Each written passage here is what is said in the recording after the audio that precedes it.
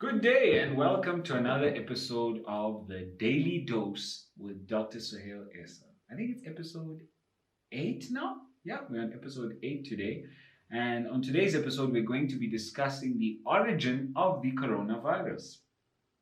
So, I posed the question to all of my audience on Instagram, and I got a lot of very interesting and weird answers on this question. So I'm going to try and clarify it as best as I know it.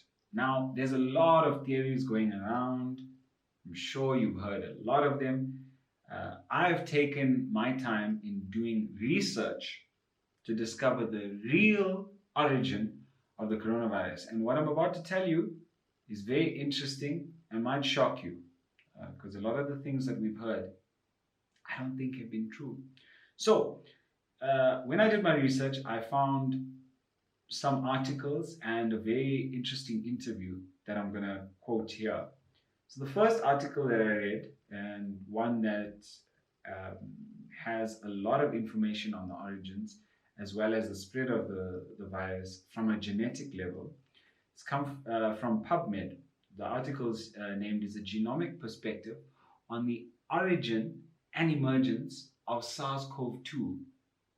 And this was a study done by two clinical microbiologists who specialized in virology by the name of Zhang and Holmes. Now, these two guys set out on their mission to find exactly which animal or host this virus comes from and track the DNA of that virus to the DNA of the coronavirus.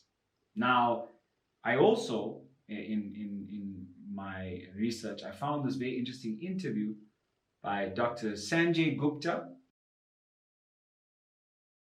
It was conducted by Dr. Sanjay Gupta, the chief medical expert at CNN. And he conducted this interview with Dr. Peter Daszak, who is the president of the World Eco Health Alliance. Now, the things I found, and I'll discuss them quickly with you, is that this virus is known as the SARS-CoV-2 virus. Okay? Now, Dr. Peter Daszak is actually a virus hunter. He goes out, and for years he's been doing this. He goes out, he finds viruses in their natural habitat, just chilling by themselves, goes into communities looking at animals, at people, that potentially have viruses that could become outbreaks. So what he did was, he's actually been tracing the coronavirus because, I don't know if you guys know this, but there's over 200, it's about 200 coronaviruses currently in the world. And none of them have ever been found in humans, only in animals.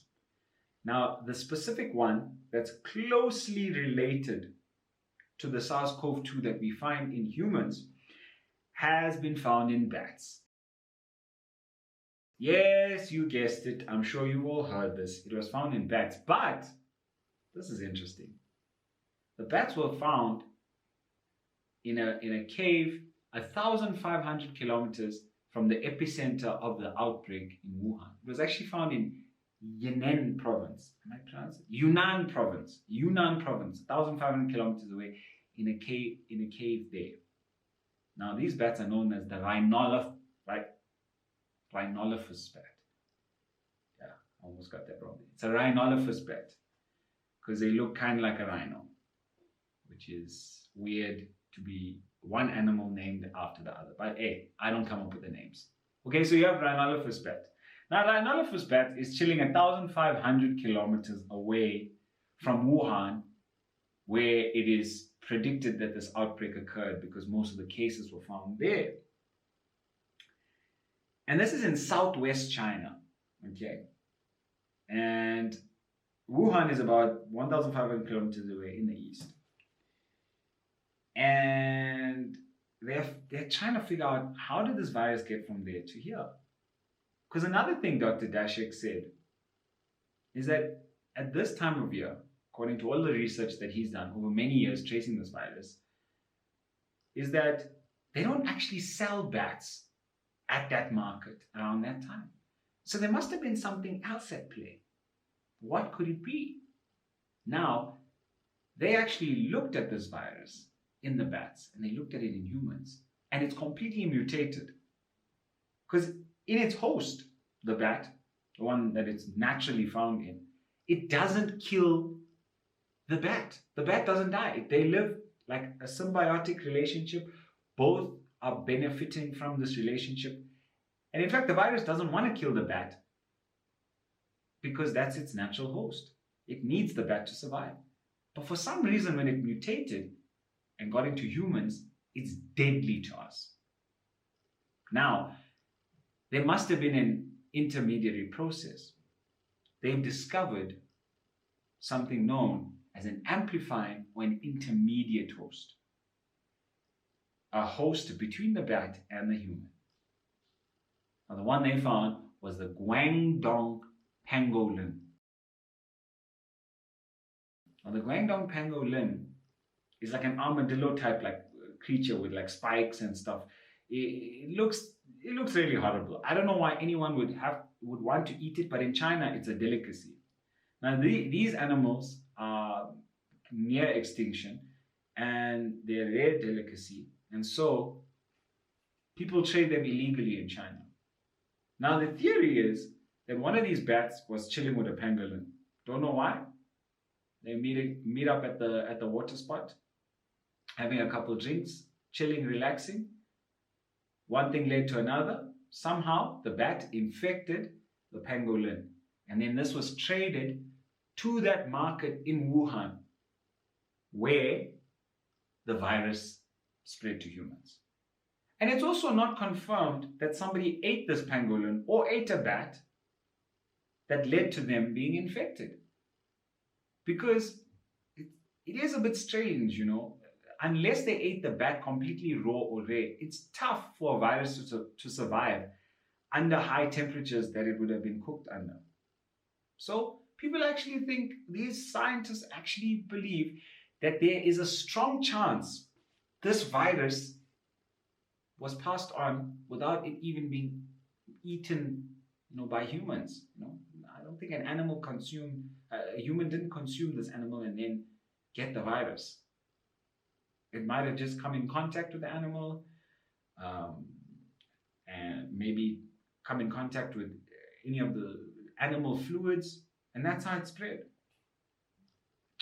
So that's the actual reason or the actual origin for this virus being so deadly. There's over 200 coronaviruses, and it just so happened that one mutated. 1 in a million chance this virus mutated.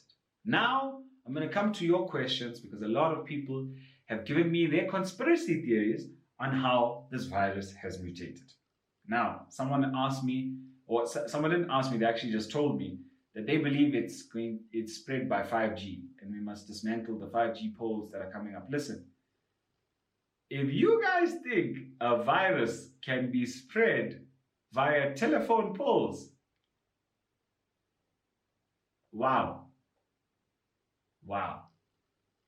I don't know how to tell you this, but that's not what telephone poles do.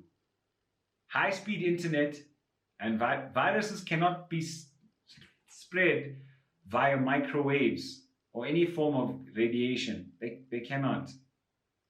That's just not how they work. Okay. Now I've heard that this virus. Okay, there's many theories.